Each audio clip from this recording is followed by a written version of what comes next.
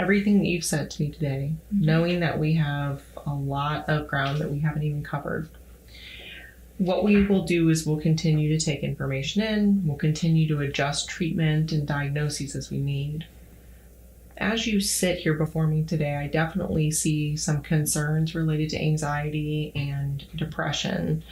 Now, we'll determine what exact space that falls into, but I would be safe to say that we would like to recommend some treatment for those two things, particularly as they surround this kind of overwhelming feeling of sadness and like urges to just not exist anymore, as well as just feeling kind of not good enough and like it's just too much.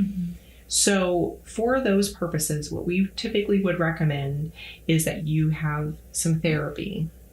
I'm curious about, you said you've never had any treatment in therapy before, but I'm curious when I say that, like, what's your initial response? Honestly, I feel kind of hesitant.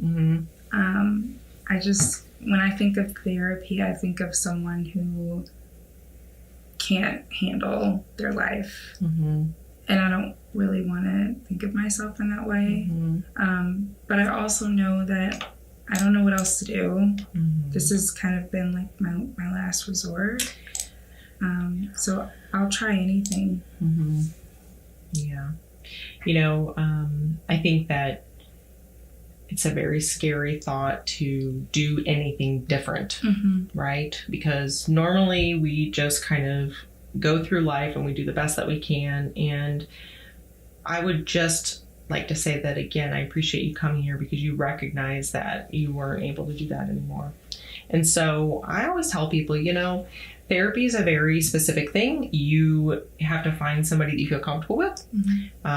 Lucky for you, we have a ton of therapists in our system. And so if we find someone that you just don't feel really comfortable with or don't jive with, or we don't think it's a good fit for any reason, we want to know that, and we can always adjust that because your treatment is our priority.